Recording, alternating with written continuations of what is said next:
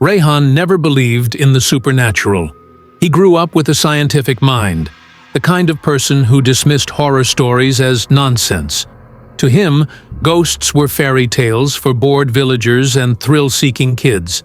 But one mistake changed everything. It started with a dare. It was during a short trip to his grandmother's village, deep in the countryside. A quiet place with foggy mornings and legends older than the houses. Rayhan hadn't visited in years, but this time he came with friends, 4 of them, eager for adventure. One evening, the group gathered around a campfire just outside the village. A local boy named Fikri told them about the Whispering Grave, a hidden tomb deep in the forest. "They say," Fikri whispered, "the grave doesn't belong to anyone human.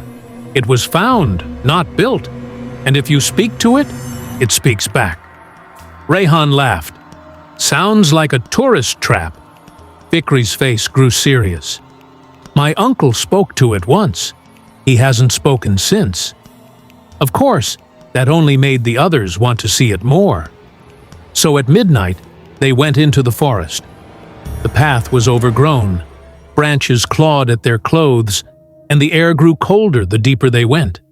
Even the insects stopped buzzing. After nearly an hour, they found it. A solitary grave, half buried under roots. No name, no markings, just a circle of stones and a single blackened wooden cross rotting with age. The group stood in silence. Then someone said, "Go on, Rayhan. Talk to it, Mr. Science Guy." Rayhan rolled his eyes. "Fine." He stepped forward and knelt beside the grave. He spoke casually. "All right, Whispering Grave, say something. Prove them wrong." Nothing happened. They all laughed, until Rayhan heard a whisper, directly in his ear. But no one else reacted. He turned. "Did you hear that?" "What?" "That whisper." Everyone shook their heads. "Probably just the wind," someone said. But it wasn't. Because that night, when Rayhan closed his eyes to sleep, he heard it again. A low, rasping voice, one he couldn't place. It didn't say words. It hummed, like a lullaby sung off-key. He sat up, sweating. Outside, the forest was silent. Inside, something was watching. In the following days, Rayhan changed. He grew pale, sleep-deprived, unfocused. He kept hearing the humming, in the shower, while eating, even in crowded places. The others thought he was joking at first, but soon they noticed something else. Animals avoided him. Stray dogs growled when he passed. His reflection flickered, like it didn't want to mimic him anymore. And then the dreams began. He dreamed of digging, always digging. He saw his own hands caked in dirt, clawing deeper and deeper into black soil. The deeper he went, the more bones he found, human bones, shattered and gnawed. And at the bottom, something waited, a shape, a figure, crawling in silence with limbs too long and a face that looked almost like his own, but broken, twisted, grinning. One night, he woke up and found dirt under his fingernails. He hadn't left the room. Or had he?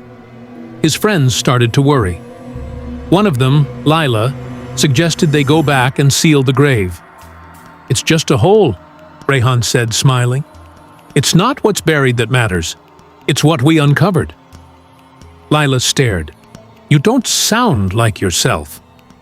"I'm more myself than ever," he replied. That night, Lila disappeared. They searched everywhere, woods, riverbanks, even wells. No sign of her. Rayhan said nothing, but the next morning, someone found a single black hair and a shard of broken bone beside the grave. One by one, his friends left the village, terrified, traumatized. But Rayhan stayed. He started talking to the grave daily. The villagers avoided him. His grandmother refused to speak to him. She even placed a line of salt and nails at her door, whispering prayers he'd never heard before. One night, She finally approached him. "Do you know what that grave is?" she asked. He didn't answer. She continued, "It is not a place for the dead. It is a mouth. And now you've fed it." Rayhan tilted his head. It was hungry. Then he smiled.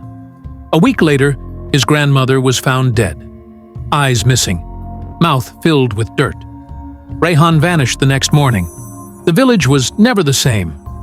Years passed. The village moved on. The forest grew thicker. The path to the grave was lost. Until one day, a group of teenagers came visiting, curious about old ghost stories. They heard whispers of the grave that talks, and found the place after days of searching. They laughed, dared each other. One of them, a girl named Anya, knelt by the stones and said, "Hello? Is anyone there?" The grave whispered back. But this time, it didn't say nonsense. It said a name. Rayhan. And then the ground split open. Not like an earthquake, like a mouth opening from the earth. A hand emerged. Not rotten, not skeletal, perfectly fresh. A hand with clean nails and skin, reaching upward like someone climbing out of their own grave.